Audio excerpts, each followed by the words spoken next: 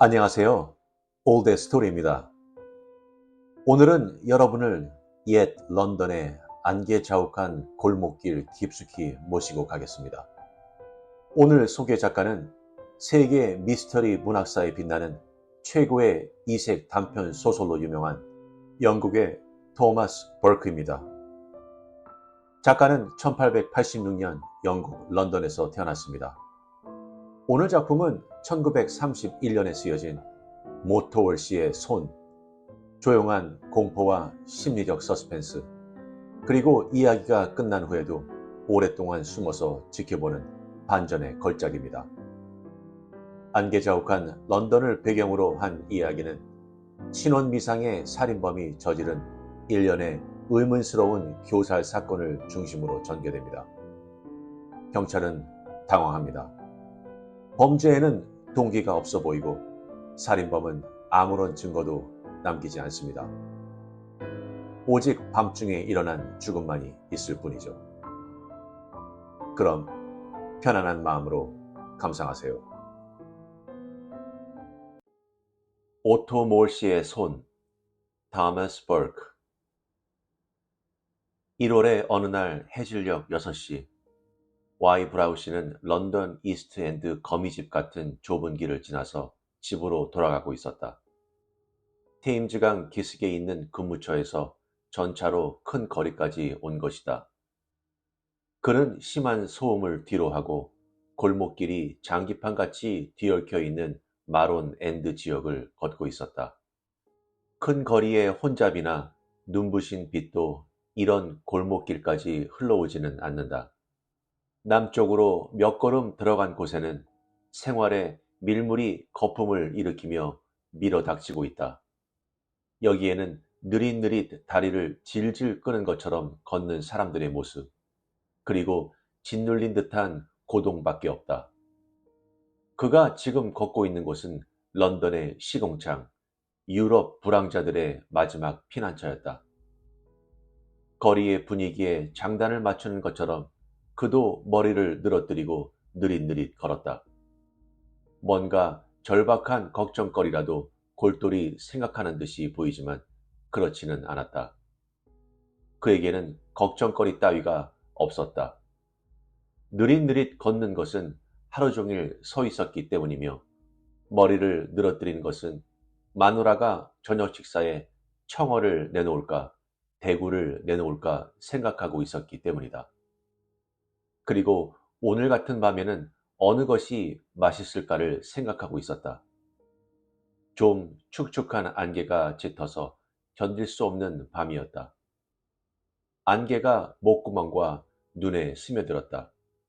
습기가 걷는 거리에 괴어 드문드문 불빛이 반사되어 빛나고 있었다. 따라서 그의 명상은 기분 좋은 것이 되어 저녁 식사를 은근히 기대하게 되었다. 청어이거나 대구이거나 그의 눈은 시계를 가로막고 있는 음침한 벽돌 건물에서 떨어져 반마일 앞으로 향해졌다. 가스등이 켜진 부엌, 새빨갛게 활활 타는 난로, 준비가 다 된 식탁이 눈앞에 떠올랐다.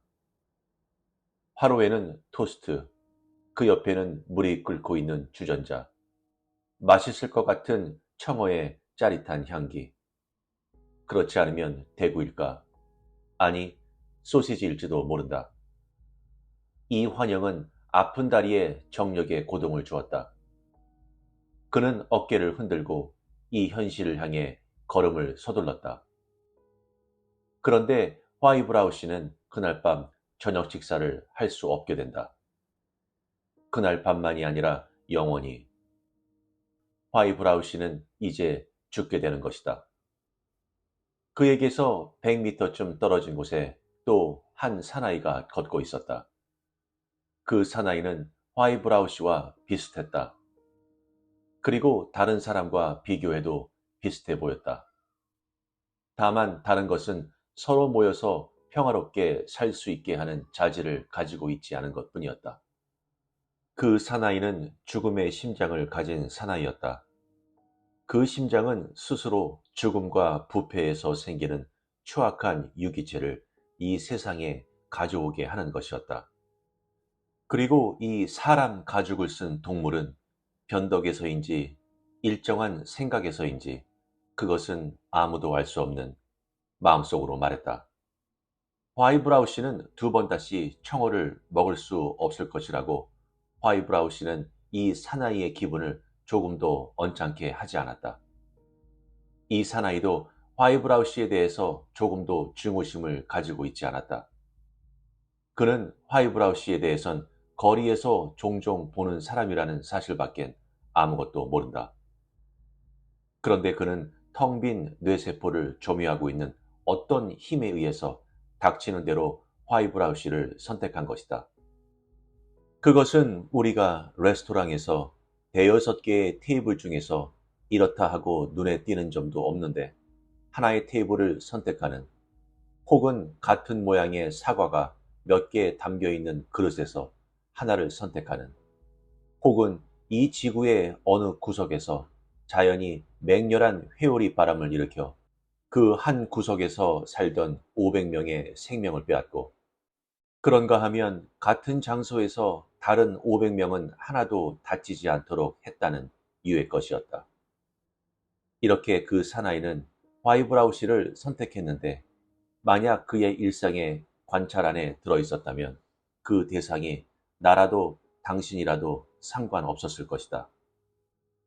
지금 그는 자기의 커다란 흰 손을 보면서 물속 같은 색조의 거리를 남의 눈을 피하듯이 걷다가 저녁 식사를 향해 가는 화이브라우 씨에게 점점 다가갔다. 이 사나이는 나쁜 사람은 아니었다. 그는 많은 사교적인 사랑스러운 성질을 가지고 있으며 대개의 범죄의 성공자가 그러했듯이 존경받을 만한 인물로서 통하고 있었다. 그런데 그의 썩은 마음에 누군가를 죽여보고 싶다는 생각이 생겼다. 그리고 그는 신도 인간도 두려워하지 않으므로 살인을 실행하고 자기의 저녁 식탁으로 돌아가려는 것이다. 나는 경솔하게 이런 말을 하는 것이 아니다. 사실을 말하고 있는 것이다. 인간의 정을 이해하는 사람에게는 이상하게 생각될지 모르지만 살인범은 사람을 죽인 뒤에라도 식사를 안 할 수 없으며 사실 또 식사를 하는 것이다. 해서 안 될 이유는 없으며 해야 할 이유는 많이 있다. 첫째, 그들은 범행을 은폐하기 위해 몸과 마음의 활동력을 최고의 상태로 해두지 않으면 안 된다.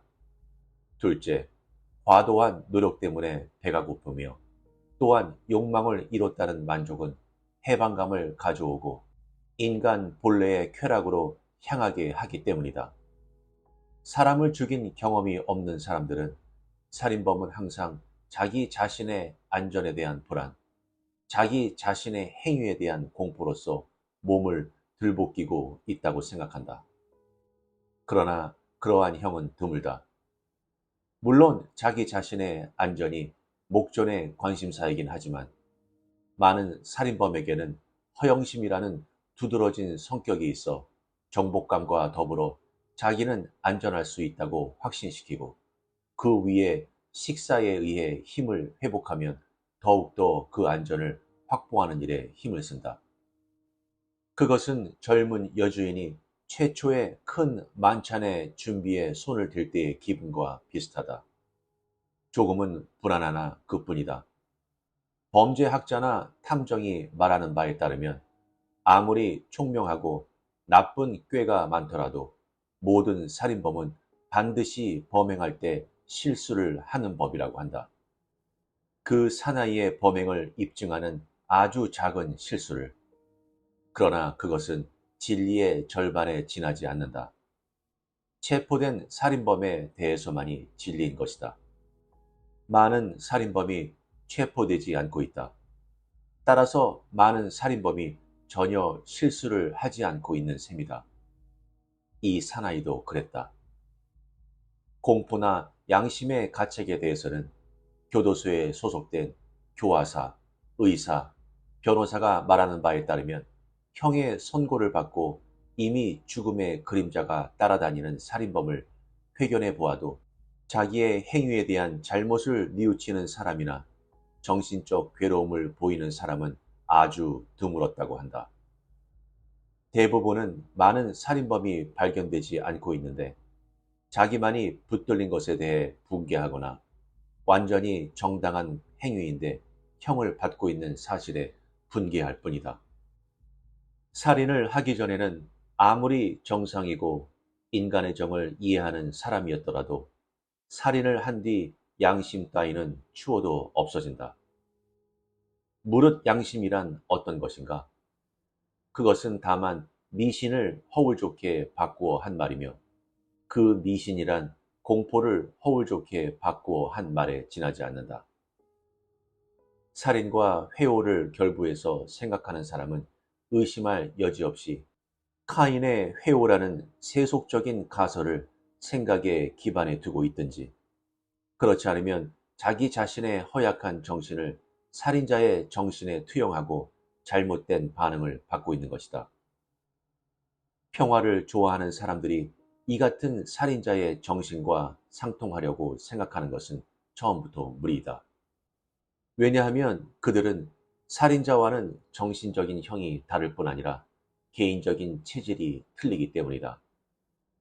어떤 사람은 한 사람이 아니라 둘이나 세 사람이라도 죽일 수가 있으며 또 죽여놓고 태연하게 일상의 일을 하고 있다.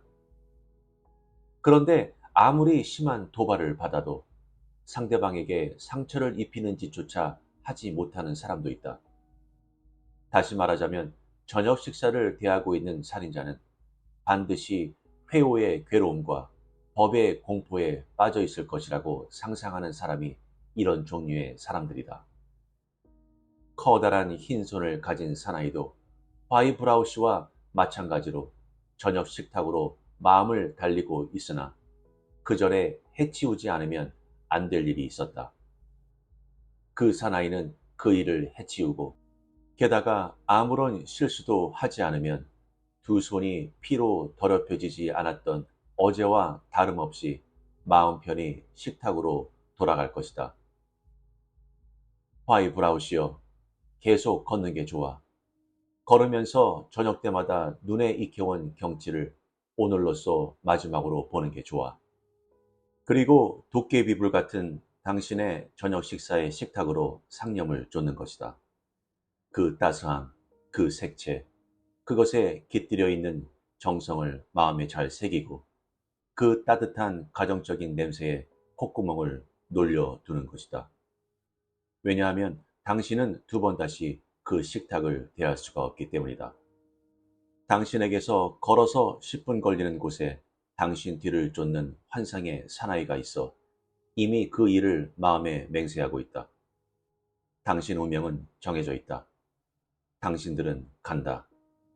당신과 환상의 사나이, 덧없는 두 존재는 푸른 물감을 바른 듯한 페이브먼트 위를 녹색 공기를 마시며 걸어간다.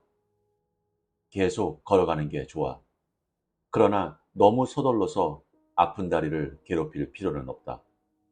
왜냐하면 천천히 걸으면 걸을수록 당신은 이 1월의 해질 무렵에 녹색 공기를 오래 마실 수 있으며 꿈꾸는 듯한 불빛이나 작은 가게들을 볼 수 있고 런던 군중의 생업을 위한 기분 좋은 소리나 거리에서 몸에 스며드는 듯한 애조띤 풍금 소리를 들을 수 있기 때문이다. 이러한 것이 당신에게는 귀중하다. 화이브라우시. 지금 당신은 그것을 알 수 없다. 그러나 15분 뒤에는 그것이 더할 나위 없이 귀중하다는 사실을 깨닫는 2초 동안이 있을 것이다. 계속 걷는 게 좋아. 이 미친 사람처럼 보이는 장기판 속을 당신은 지금 레이고스 거리, 동유럽 방랑자들의 소굴 사이를 지나가고 있다. 1분 뒤면 좁은 로열 거리를 들어간다. 런던에 기생하고 있는 밥벌레인 회잔자들에게 비와 이슬을 막는 지붕을 주고 있는 하숙집 거리다. 이 좁은 길은 낙오자들의 냄새를 발산하고 그 평온한 어둠은 그들의 흐느낌에 차 있는 것처럼 여겨진다. 그러나 당신은 오감에 호소하지 않는 것은 알아차리지 못한다. 그리고 평소와 다름없이 아무것도 보지 않고 그 좁은 길에서 빠져나가 부린 거리로 나가서 다시 그 거리를 터벅터벅 걸어간다. 지하실에서 맨 위층까지 외국인들의 집단 주택이다. 그 창문들은 새까만 벽에 레몬색 잎을 벌리고 있다. 그 창문의 배후에서는 기묘한 생활이 영위되고 있다.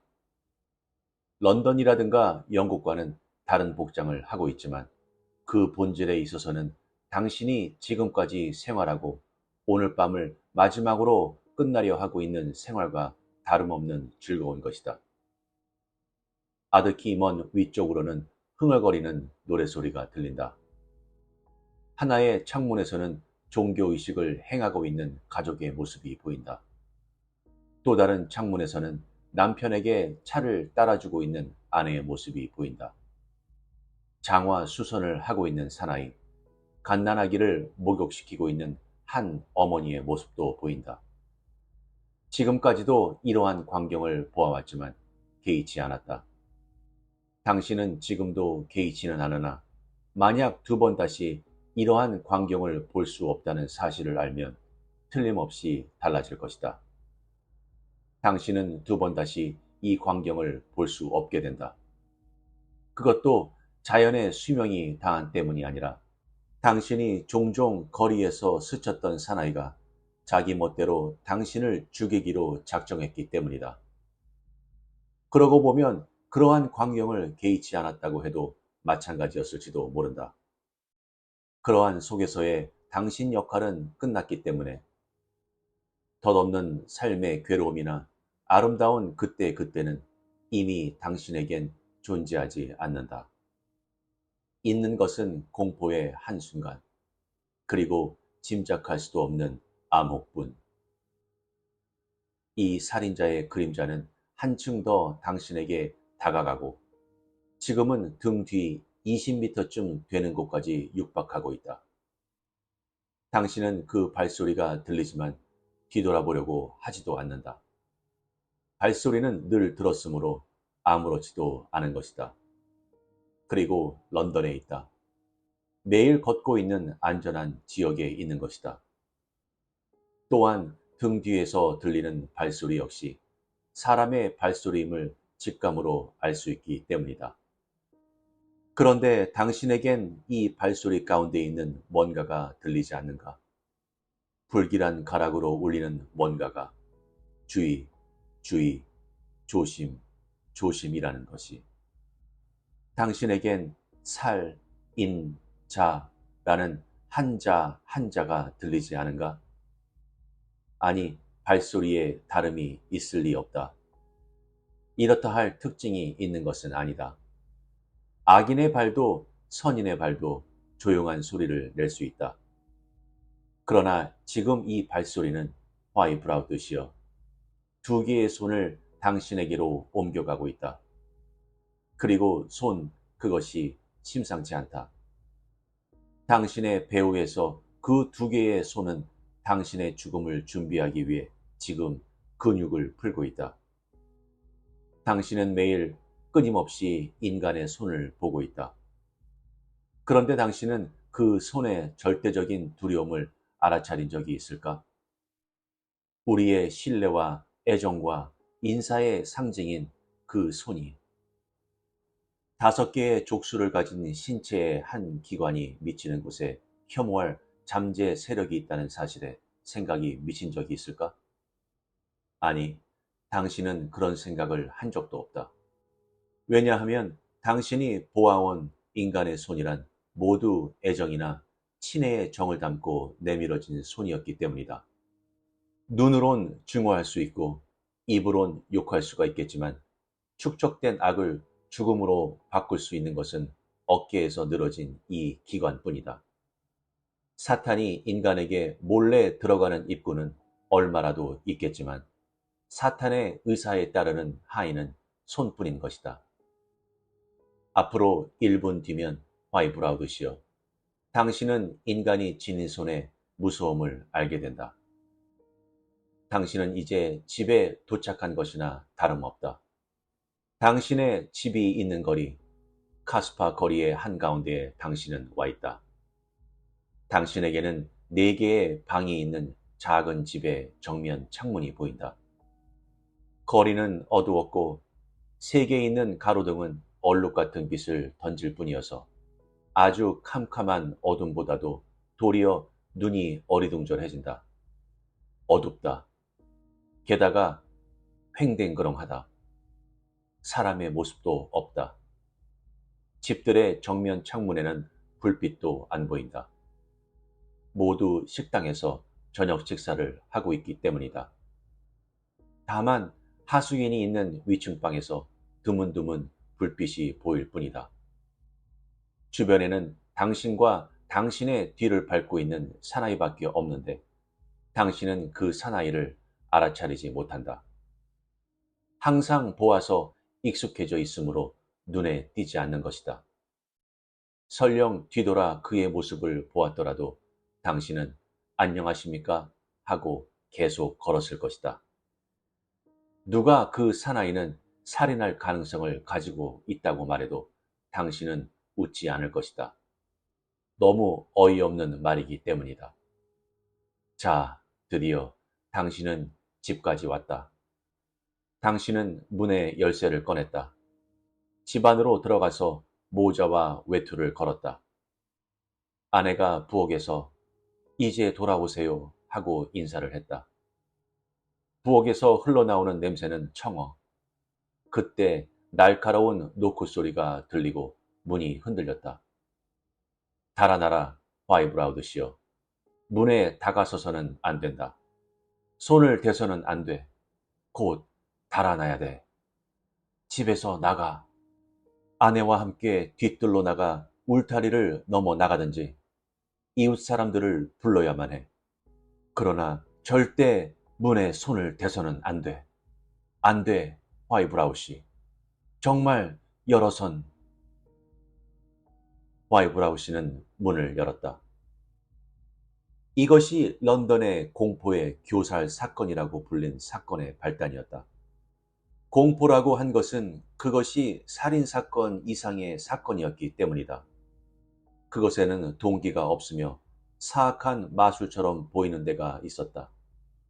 살인은 어느 경우에나 시체가 발견된 거리에서 범인의 모습을 찾아볼 수 없을 때에 이루어졌다. 사람 하나 보이지 않는 좁은 길이었다. 그 끝에 한 경관이 서 있었다. 그 경관은 아주 잠깐 좁은 길에서 등을 돌렸다. 그리고 뒤돌아본 찰나 또다시 교살 사건이 발생했다. 그 경관은 사건을 보고하러 밤길을 냅다 달렸다. 그 경관은 어느 방향에서도 사람의 모습을 볼 수 없었으며 또 보았다는 사람도 없었다.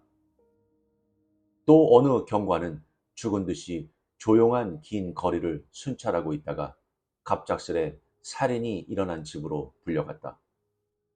그 경관이 불과 몇 초 전에 피해자가 살아있던 것을 보았는데 말이다.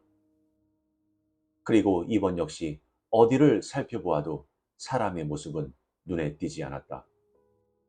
호각 소리에 의해 곧 그 지역에 비상선이 쳐지고 모든 집이 이잡듯이 수색되었으나 범인은 발견되지 않았다. 화이브라우 부부가 살해된 것을 처음으로 발견한 사람은 어느 파출소의 경사였다.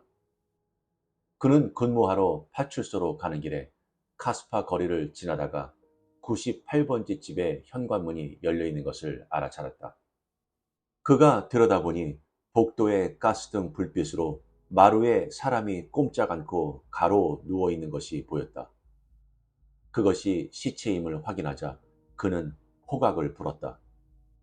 그는 호각 소리를 듣고 모인 경관들 가운데 한 경관을 데리고 집안을 살피고 다른 경관들은 거리를 경계시키고 이웃집을 수사하도록 했다.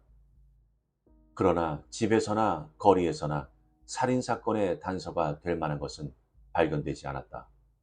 좌우 이웃집 및 건너편 집 사람들을 신문하였으나 범인의 모습을 본 사람이나 무슨 소리를 들은 사람은 없었다. 아니, 단 한 사람, 화이브라우스가 돌아온 소리를 들은 사람이 있었다. 문에 열쇠를 넣는 소리가 매일 일정한 시각에 들리므로 그 소리로서 6시 30분에 시계를 맞추어도 좋을 정도라고 그 사람은 말했다.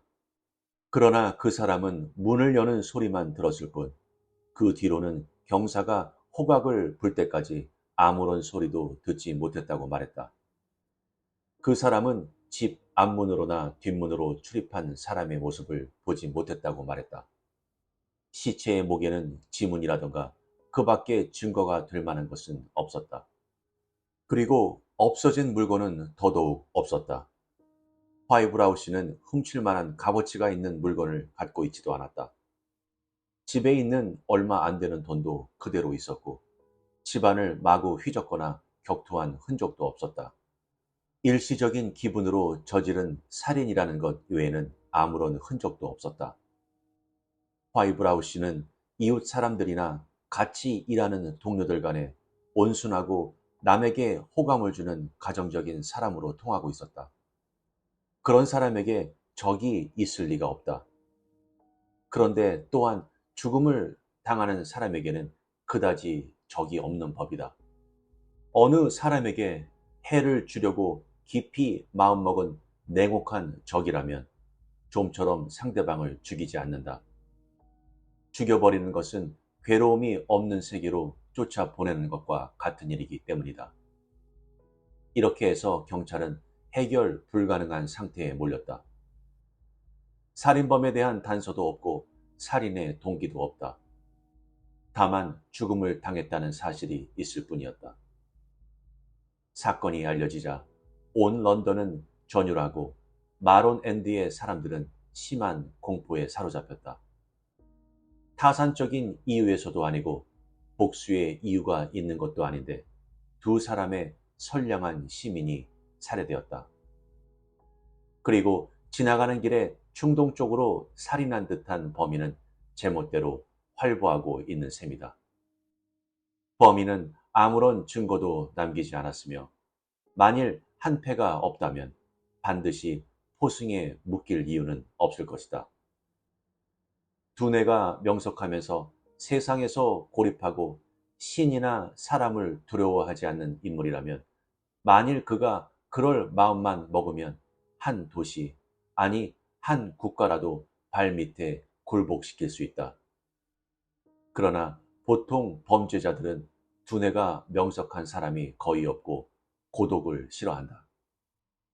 보통 범죄자들은 공모자의 지지는 바라지 않더라도 적어도 누군가 말 상대를 필요로 한다.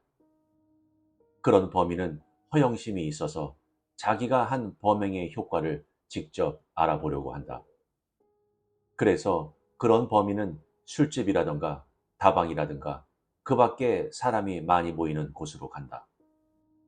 그러는 사이에 범인은 언젠가는 한패가 되어 기쁜 나머지 단 한마디 입을 잘못 눌려 어디에나 있는 경찰의 앞잡이에게 거뜬히 공을 세우게 하는 것이다. 그런데 싸구려 여인숙이나 술집이나 그 밖의 장소가 이잡듯이 샅샅이 뒤져지고 감시되고 또한 관계 당국에선 정보를 제공한 사람에게는 많은 액수의 돈을 주며 신변의 안전을 지켜준다는데도 화이브라우 사건에 대해서는 무엇 하나 발견되지 않았다. 그 범인은 분명히 친구도 없으며 교제도 없는 모양이었다. 이러한 수법의 전과자가 호출되어 신문을 받았으나 모두 무죄를 증명할 수 있었다. 며칠 되지 않아 경찰은 막다른 골목에 몰렸다. 사건은 경찰의 코끝에서 행해진 것과 같다는 세상의 조소에 대해 모든 경찰은 기를 쓰고 4일간에 걸쳐 긴장한 채 경계 근무를 했다. 5일째가 되자 경찰은 더욱더 기를 썼다. 매년 하는 행사로 주일학교 아이들이 다거해나 여흥을 하는 계절이었다. 안개가 짙은 어느 날 해질 무렵 온 런던 시민들이 손으로 더듬어서 걷는 환상처럼 보일 때 외출복에 구두를 신고 빛나는 얼굴에 갓 감은 머리에 곱게 차린 한 작은 여자아이가 좁은 로건 거리에서 성 마이클 교회로 나갔다. 그런데 소녀는 교회에 도착하지 않았다. 그녀는 6시 30분까지는 죽은 거나 다름없었다. 누군가 남자 같은 사람의 그림자가 그 좁은 길에 이어진 거리를 걷고 있다가 소녀가 나오는 것을 보았다. 그리고 그 순간부터 소녀는 죽은 거나 다름없었다. 안개를 통해 그 사람 그림자의 커다란 흰손이 그녀의 배후에서 내밀어지고 15분 뒤에는 그 손이 소녀를 붙잡고 있었다. 6시 30분에 호각이 요란스럽게 울리며 사건을 알렸다. 그 소리를 듣고 급히 달려온 사람들은 미노우 거리의 어느 창고 입구에서 작은 네리 빌리프의 시체를 발견했다. 화이브라우 사건 때 경사가 맨 먼저 달려와서 요소의 부하들을 배치하며 분노를 억누른 세찬 기세로 이것저것 명령한 뒤 이 거리를 담당하고 있던 경관에게 호통쳤다. 나는 네가 좁은 길 변두리에 있는 것을 보았어, 매그린. 그런 데서 뭘 하고 있었나? 10분이나 있다가 겨우 되돌아오지 않았나? 매그린은 좁은 길 변두리에 수상한 듯한 사람이 있어서 그 사람에게 주의를 기울이고 있었다며 변명하기 시작했다.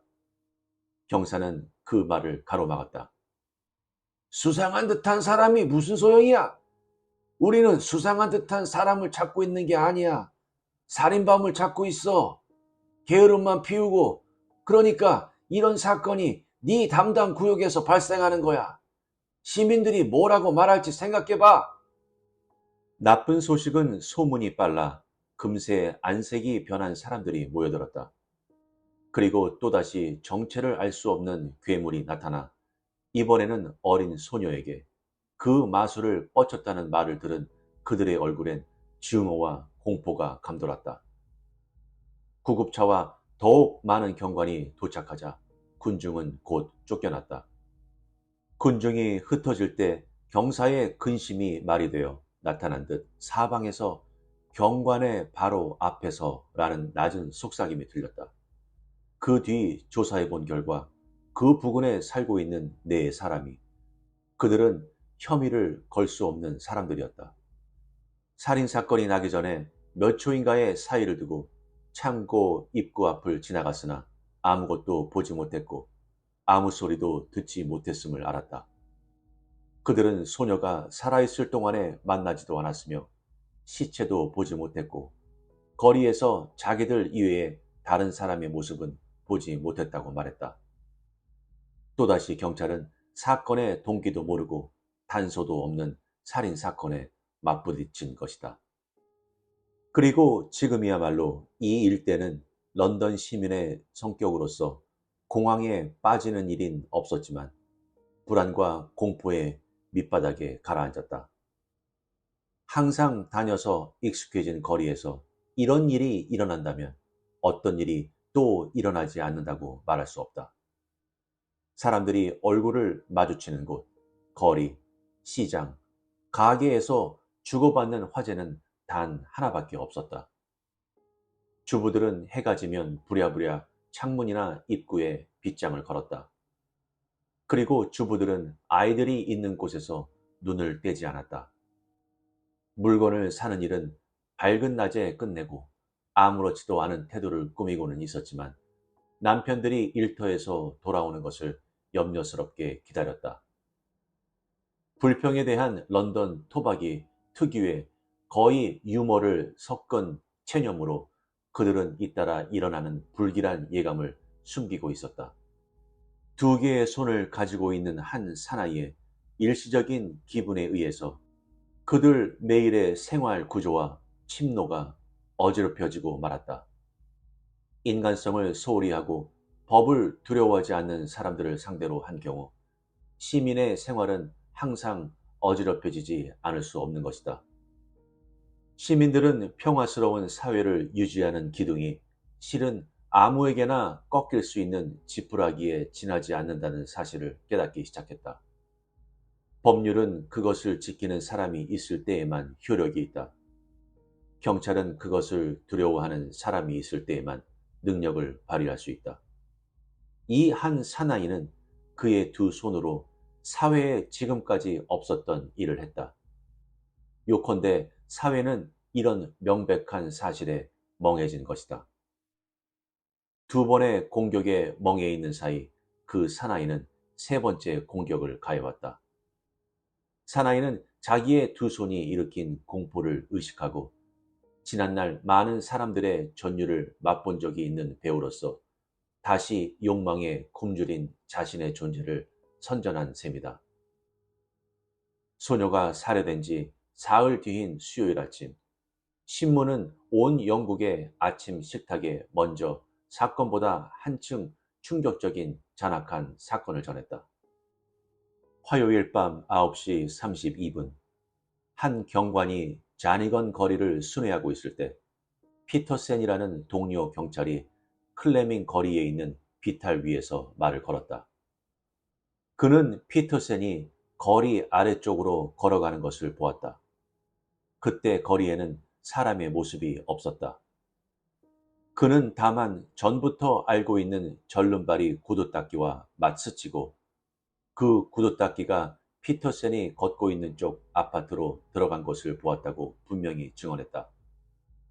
그 무렵엔 경관이라면 누구라도 그랬듯이 그도 어느 방향으로 걷고 있어도 끊임없이 전후 좌우를 살피는 습관이 있었는데 거리에선 사람의 모습을 볼 수 없었다고 확언했다. 그는 9시 33분 경사를 만나 경례하고 이상은 없는가? 라는 경사의 질문에 네, 이상 없습니다. 라고 대답하고 그대로 순찰을 계속했다. 그의 담당 구역은 클레밍 거리에서 조금 더 간 곳까지이므로 거기까지 가자 되돌아와서 9시 34분에는 다시 거리의 비탈 위까지 왔다. 그 순간 경사의 쉰 목소리가 들렸다. 그레고리 있나? 빨리! 또 당했어! 아니, 이건 피터센이 아닌가? 교살돼 있어!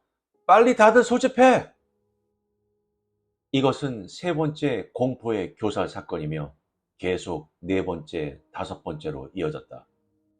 이 다섯 번의 공포는 아직 알 수 없으며 앞으로도 알 수 없는 사건으로 돼야 할 운명에 있었다. 모른다고 해도 그것은 관계 당국과 일반 대중에 한해서라는 의미였다. 이 범인의 정체를 두 사람이 알고 있기 때문이다.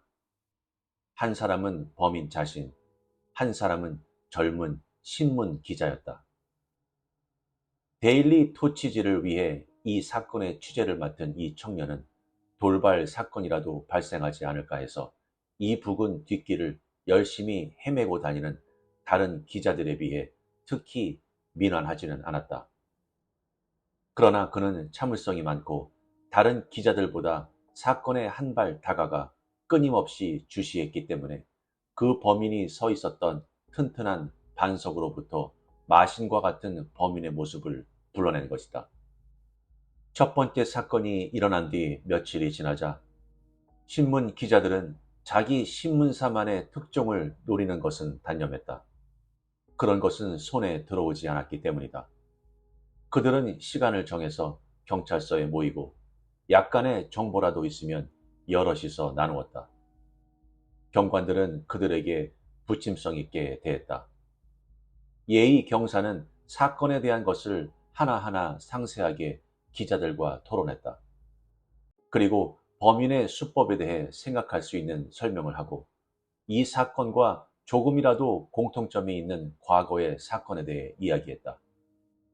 그리고 범죄 동기에 대해서는 동기가 없는 넬 크림 사건이나 일시적인 기분으로 저지른 존 윌리엄즈 사건에 언급하고 손을 쓰고 있으니까 이 사건도 곧 해결될 것이라고 넌지시 비추었다. 그런데 그 대책에 대해서는 한마디도 말하지 않았다. 수사계장인 경감도 살인에 대해서는 그럴듯하게 말했지만 신문 기자가 한 사람이라도 현재의 사건에 대해 어떤 조처가 취해지고 있는가 하는 방향으로 이야기를 몰고 가면 슬슬 피했다. 당국은 어떤 사실을 알고 있다 치더라도 그것을 신문 기자에게 누설할 생각이 없는 듯했다. 이 사건은 경찰에겐 무거운 부담이었다. 경찰 자체의 노력에 의해 범인을 체포하지 못하면 당국은 일반 시민들에게 면목을 유지할 방법이 없었다. 경찰 본부도 활동을 시작하여 그 지구의 경찰이 모은 자료를 제공해 주었다. 그런데 지구 경찰은 이 사건을 해결하는 명예는 자기들이 획득하고 싶었다. 그래서 다른 사건에서는 신문과 협력하는 것이 얼마나 유익했든 간에 아직 확정되지도 않은 그들의 추리나 계획을 발표해서 패배할 위험을 범하고 싶지는 않았던 것이다. 따라서 경사가 하는 말은 일반적인 것이며 흥미있는 추리를 차례차례 하기는 했지만 모두 신문 기자들도 생각하고 있는 것뿐이었다. 이윽고 젊은 신문 기자는 이러한 범죄 철학에 관한 매일 아침의 강의는 체념하고 이 거리 저 거리를 돌아다니면서 이번 사련이 시민들의 일상 생활에 준 영향에서 재치 있는 기사를 만들려는 데 뜻을 두었다. 그 젊은 신문 기자는 돌아다니는 장소가 장소인 만큼 우울한 일이 한층 더 우울하게 느껴졌다. 지저분한 도로, 기울어진 즐비한 집들, 더러워진 창문들, 모든 것이 동정심도 잃지 않은 만큼 가열한 비참함. 그것은 패잔을 시인하는 비참함이었다. 이 비참함은 외국인들이 만들어낸 것이었다. 그들은 정조할 집을 가지고 있지 않고 정조할 수 있는 고장에서도 가정을 만들려고 노력하지 않고 그렇다고 해서 방랑을 계속하려고 하지도 않는 까닭에 이러한 임시 방편의 방법으로 생활하고 있었다. 그 젊은 기자는 수학이 거의 없었다. 그가 본 것은 분노에 찬 얼굴이며 그가 들은 것은 범인의 정체나 남의 눈에 띄지 않고 출몰하는 그 트릭의 수수께끼에 관한 틀린 억측뿐이었다. 경관 한 사람이 피해자가 되고부터는 당국에 대한 시민들의 비난은 자취를 감추고 이 미지의 범인은 전설의 장막에 가려지게 되었다. 사람들은 다른 사람들을 저 녀석일지도 모른다는 듯한 눈으로 보았다. 실제로 저 녀석일지도 모르는 것이다. 사람들은 이제는 마담 튜리 납 인형관에 진열되어 있는 살인범 같은 형상을 한 범인을 바라고 있진 않았다. 이 같은 특수한 살인을 감히 한 사나이, 혹은 마귀 할멈 같은 여자를 바라고 있었다. 그들의 생각은 주로 외국인에게로 향해졌다. 이 정도의 흉악함이나 짐작할 수 없는 교묘함은 이제껏 영국에서는 볼 수 없었기 때문이다. 그래서 그들은 루마니아인 집시나 터키인 융단 장사꾼에게 눈을 돌렸다. 아마 이것은 빗나간 짐작이 아닌 듯했다. 이들 동양에서 온 사람들은 그들은 여러 가지 사수를 알고 있고 진짜 종교 어느 한계에 자기들을 한정시키는 것을 가지고 있지 않았다. 그러한 지방에서 돌아온 선원들은 종족을 감추는 요술쟁이 이야기를 했다. 또한 어림짐작할 수도 없는 이상한 목적을 위해 사용되는 이집트나 아라비아의 약 이야기도 전해지고 있다. 그 패거리들에게 있어서는 그런 짓도 할 수 없는 이야기가 아닐지도 모른다. 그들은 교활하고 교묘해서 소리 없이 움직이는 마술을 알고 있다. 영국인들은 그들처럼 사라져 없어지는 짓을 할 수가 없다. 범인은 거의 틀림없이 그런 놈들 가운데 한 명일 것이다. 뭔가 사악한 수를 몸에 지니고 있는 놈이다. 범인이 틀림없이 마술사일 거라고 생각한 사람들은 범인을 찾아도 쓸데없다고 했다. 그 사나이는 사람들을 굴복시키고 자기에게는 손가락 하나 되지 못하게 하는 어떤 힘을 지니고 있다. 그런 약한 이성의 껍질 따위는 문제없이 깨트리는 미신이 사람들의 마음속에 들어있었다. 그 사나이는 그럴 마음만 먹으면 무엇이나 할 수 있고 발견되는 일은 절대로 없다. 사람들은 이 두 가지 점에 있어서 의견이 일치했고 분노에 찬 숙명론적인 기분으로 거리를 걸었다. 사람들은 신문 기자에게 자기들의 생각을 이야기하면서도 살인자가 엿듣고 자기를 덮치거나 않을까 하는 듯이 좌우를 둘러보고 소리를 죽여서 말했다. 이 지역에 사는 사람들은 모두 언제라도 그 사나이에게 덤벼들 마음의 준비를 갖추었지만 그의 힘은 사람들에게 강한 영향을 미치고 있었다. 가령 누군가가 거리에서 평범한 얼굴 모양과 몸매를 하는 사나이라도 좋다. 내가 바로 그 괴물이다 라고 외쳤다면 과연 그들의 억제되었던 분노가 활화산처럼 용솟음치며 그를 압도할 수 있을까? 아니면 갑자기 그 사나이의 평범한 얼굴 모양이나 몸매 가운데서도 뭔가 기분 나쁜 것을 보지 않을까? 그 어디에나 있는 구두에서 그 모자에서 어쩐지 기분 나쁜 것을 그들이 어떤 무기를 가지고 대항하더라도 경계하게 하고 해칠 수 없는 상대방인 것을 보이는 뭔가를 보지 않을까? 그리고 파우스트의 검으로 그려진 십자가를 보고 악마가 비틀비틀한 것처럼 그들도 이 살인기를 보는 순간 비틀비틀하여 상대방에게 달아날 틈을 주지 않을까? 필자는 알 수 없다. 그러나 필자는 그 사나이가 정복할 수 없는 힘을 가졌음을 굳게 믿고 있으므로 그러한 사태가 일어나면 적어도 지금 한 말처럼 그들이 주저하리라는 것은 생각할 수 있다. 그런데 그런 사태는 일어나지 않았다. 이 어디에나 흔하게 있는 사나이는 살인하는 재미에 만족하고 언제나 보여지고 관찰되었던 것처럼 오늘도 사람들 사이에서 보여지고 관찰되고 있다. 그러나 누구도 그 사나이가 그 같은 살인범이라고는 그때도 생각하지 않았으며 지금도 생각하고 있지 않으므로 사람들은 가로등의 기둥이라도 보는 것처럼 그때도 그 사나이를 보고 있었고 지금도 보고 있다. 그 사나이의 정복할 수 없는 힘에 대한 신앙은 거의 입증되었다. 왜냐하면 피터센 경관이 살해된 5일 뒤 런던의 모든 경찰이 경험과 영감을 짜내 범인의 정체를 파헤치는 것과 체포에 혈안이 되어 있을 때 범인은 제4, 제5의 공격을 가해온 것이다. 매일 밤 신문의 마감 시간이 지났을 때까지 그 근방에 어정거리는 예의 젊은 신문 기자는 그날 밤 9시에 리차드 거리를 걷고 있었다. 리차드 거리는 좁은 길인데 일부분은 노점상, 일부분은 주택이었다. 젊은 기자는 주택 구역 쪽에 있었다. 그곳은 한쪽엔 작은 노동자의 집이 늘어서고 다른 한쪽엔 열차 화물을 두는 곳에 담으로 되어 있었다.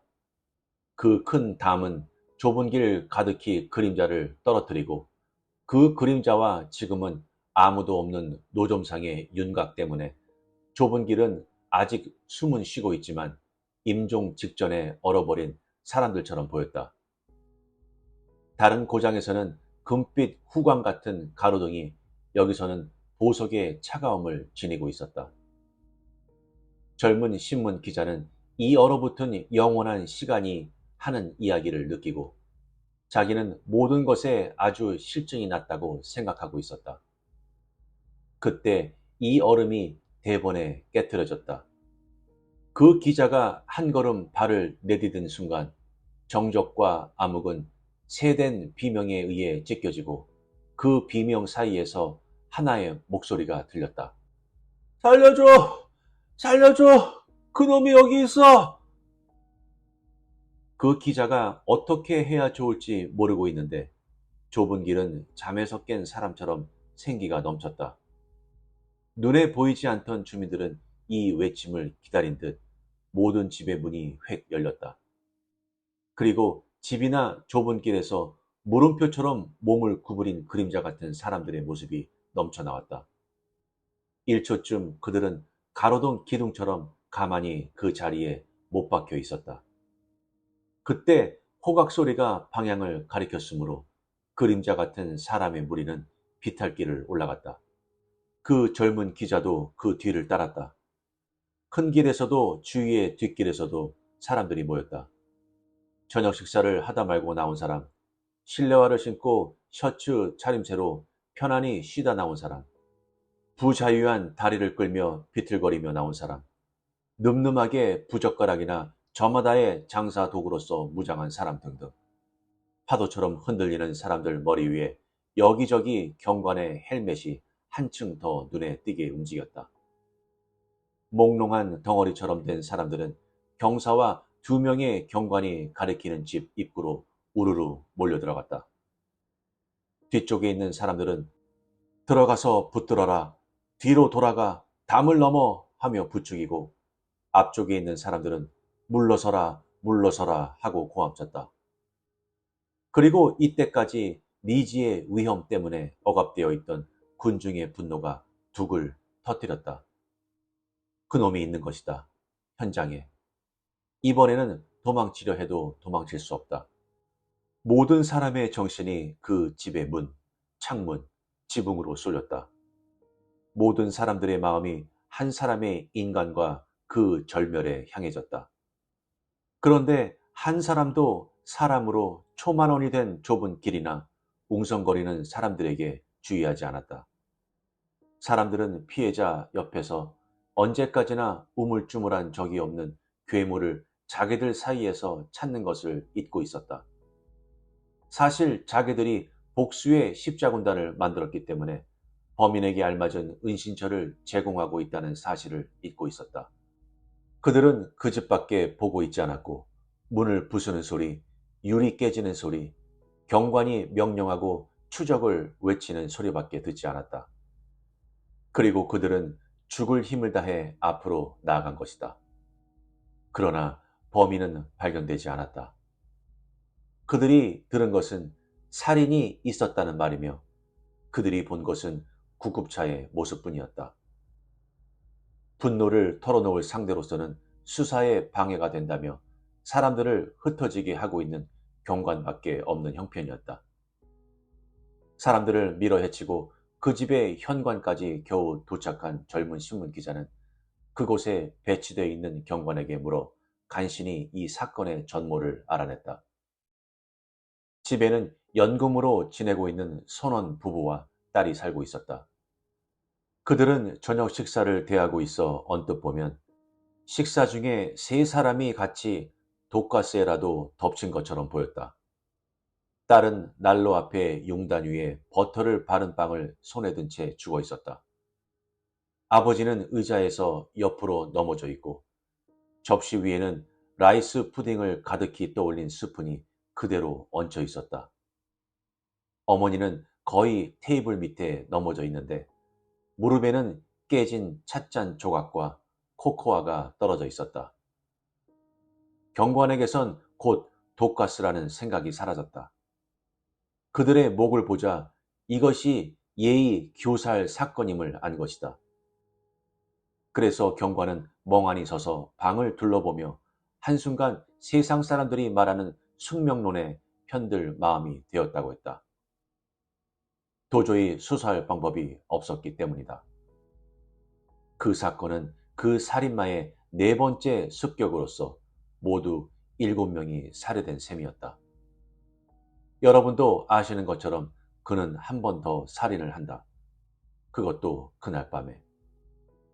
그 뒤 이 사건들은 런던의 미해결 공포 사건으로 역사 속에 사라지고 그 범인은 착실한 일상생활로 돌아가 자기의 범행을 거의 생각해내는 일이 없이 생각해내더라도 마음의 괴로움을 받는 일 없이 지낼 것이다.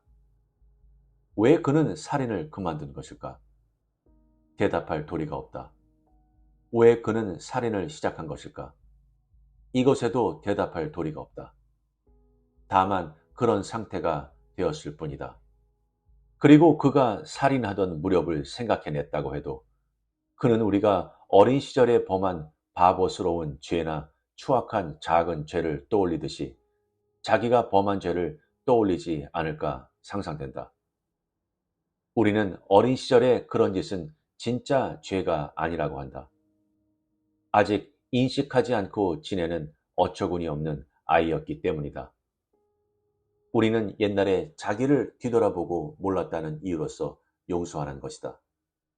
이 사나이에 대해서도 같은 말을 할 수 있는 것이 아닐까 싶다. 그와 같은 범인은 얼마든지 있다.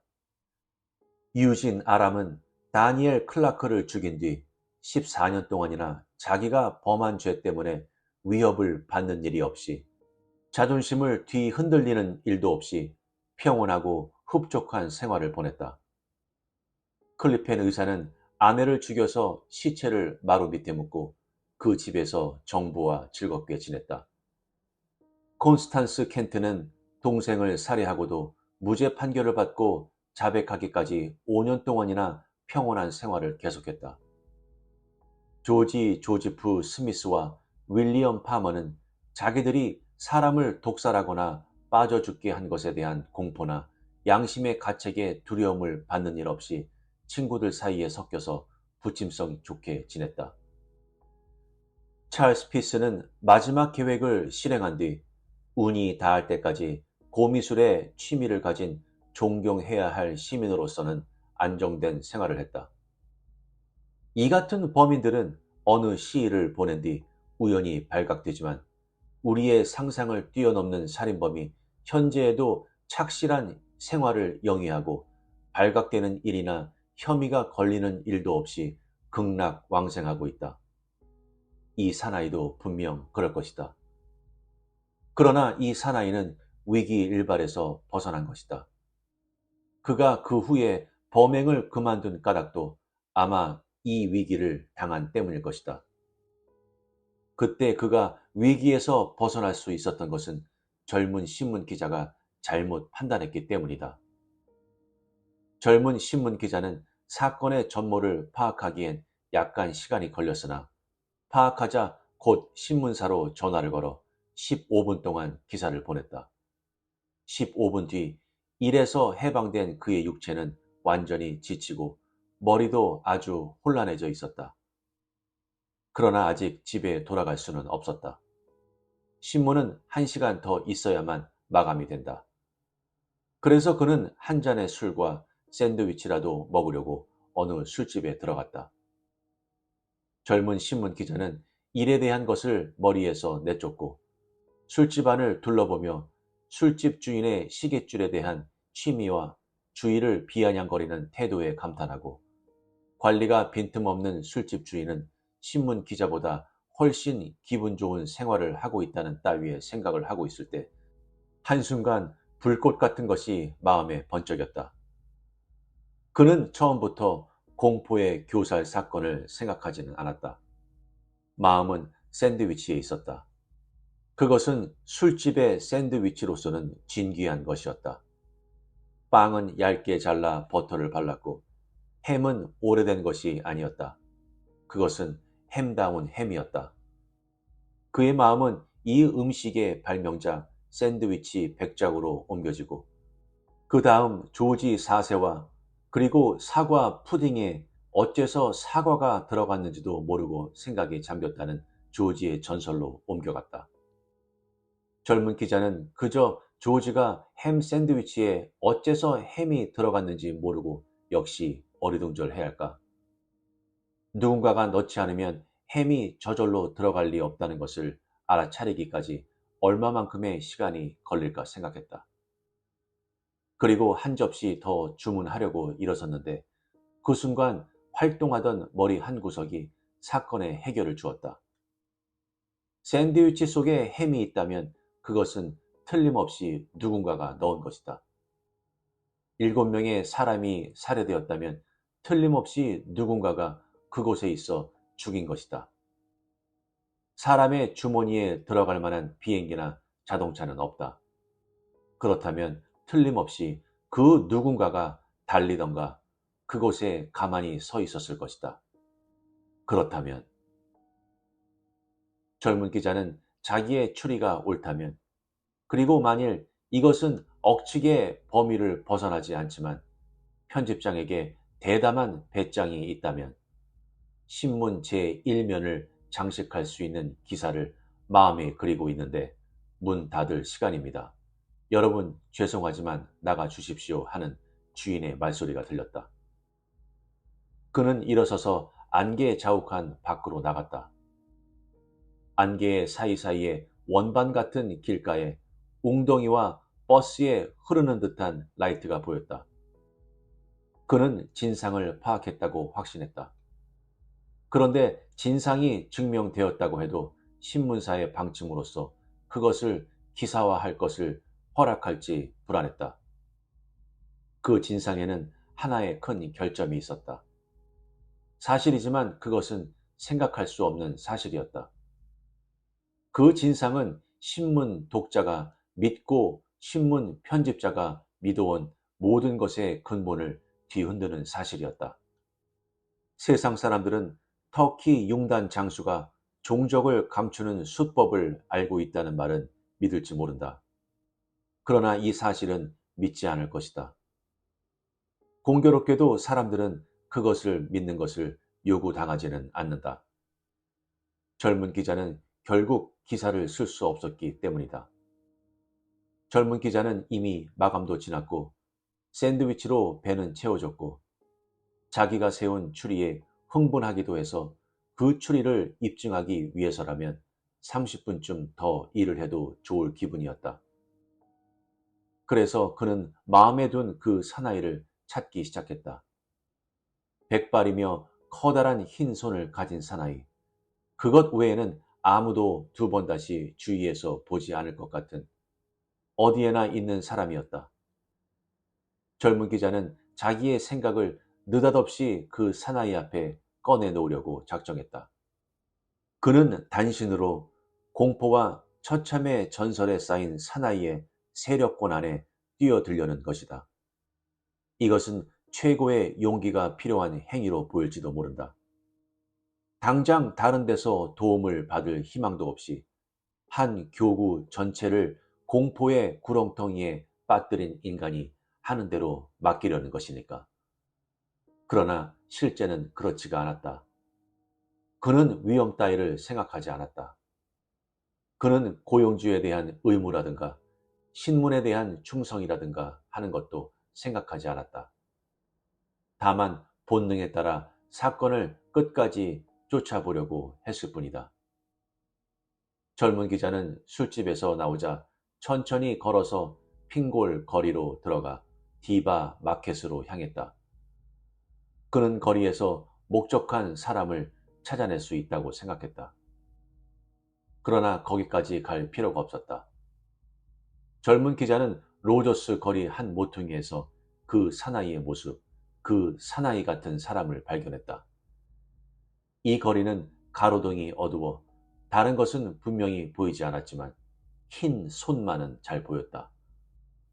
젊은 기자는 20걸음쯤 발소리를 죽이고 걸어 마침내 철도 육교와 길이 교차하는 곳까지 뒤따라붙어 그가 목적한 사나이임을 확실히 알았다. 젊은 기자는 그 사나이에게 가까이 가자 요즘 이 지역에서 인사처럼 되어 있는 말을 걸었다. 어때요? 범인의 모습이라도 보지 않았습니까? 그 사나이는 멈추어 서서 상대방을 뚫어지게 바라보았다. 그리고 신문 기자가 살인자가 아님을 확인한 다음 말했다. 예, 살인자는커녕 사람 하나 만나지 않았어요. 아무래도 나타날 것 같지도 않군요. 그건 알 수 없습니다. 나는 놈을 쭉 생각하다가 문득 떠오른 게 있습니다. 정말인가요? 정말입니다. 갑자기 알아차렸어요. 불과 15분 전입니다. 나는 우리가 모두 장님이라고 생각했어요. 여하튼 그 놈은 우리의 얼굴을 정면으로 보고 있었으니까요. 그 사나이는 다시 뒤돌아 젊은 기자를 보았다. 그 눈매와 동작에는 아무래도 여러 가지 일을 알고 있는 듯한 이 청년에 대한 의심이 나타나 있었다. 허허, 그래요? 그렇게 확신이 있다면 말해줘도 괜찮겠군요. 말해드리지요. 두 사람이 어깨를 나란히 하고 걷기 시작해서 디바 마켓과 합류하는 변두리까지 갔을 때 신문 기자가 아무렇지도 않게 상대방 사나이를 뒤돌아보았다. 그리고 상대방 가슴에 손가락을 댔다. 예, 내게는 아주 간단한 것처럼 여겨지는데요. 하지만 아직 한 가지 알 수 없는 점이 있어요. 아주 사소한 점이지만 분명히 알고 있습니다.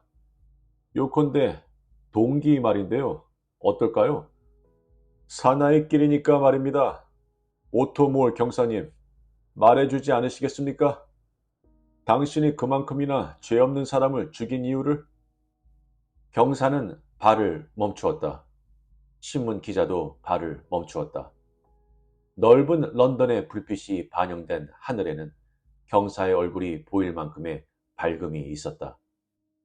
신문 기자 쪽을 보고 있는 경사의 얼굴에는 품격과 매력을 갖춘 아무런 걱정이나 거북함도 없는 듯한 미소가 떠 있었다. 그 미소에 마주친 신문 기자의 눈은 얼어붙어 버렸다. 그 미소는 몇 초 동안 계속되었다. 그리고 경사는 말했다. 사실을 말하면 말이네, 신문 기자군. 나도 알 수 없어. 정말로 알 수 없어. 사실 나 자신도 몹시 생각했는데 말이야. 그런데 내게도 문득 떠오른 생각이 하나 있어. 자네처럼 말이야. 누구나 알고 있는 것처럼 우리 마음의 작용은 우리 힘으로도 어떻게 할 수 없어. 그렇지? 바라지도 않는 일이 마음속에 떠오를 때가 있어. 그런데 육체라면 자기가 하고 싶은 대로 된다고 생각하고 있어. 어째서일까? 우리의 마음은 어딘지 알 수 없는 곳으로부터 우리가 태어나기 몇백 년 전에 죽은 사람들로부터 계승해 온 거야. 육체도 역시 계승해 온 것 아닐까? 얼굴, 발, 머리, 이것은 반드시 우리의 것이 아니야. 우리가 만드는 게 아니야. 저절로 우리의 것이 되었어. 그래서 말이야. 생각이 마음에 떠오르는 것처럼 육체에도 떠오른다고 생각할 수 없을까? 생각이라는 것은 뇌와 마찬가지로 신경이나 근육에도 깃들여 살고 있는 것은 아닐까? 우리 육체의 각 부분은 실은 우리가 아니고 전혀 갑자기 생각이 이러한 육체의 한 부분에 몰래 숨어 들어온다고 생각할 수는 없을까? 마치 생각이. 경사는 커다란 흰 장갑을 낀 털투성이의 징그러운 손목이 보이게 두 팔을 내밀었다. 신문 기자의 목을 노리고 휙 내밀어진 그 손은 기자의 눈에도 띄지 않을 정도였다. 내 손에 들어오든 말이야.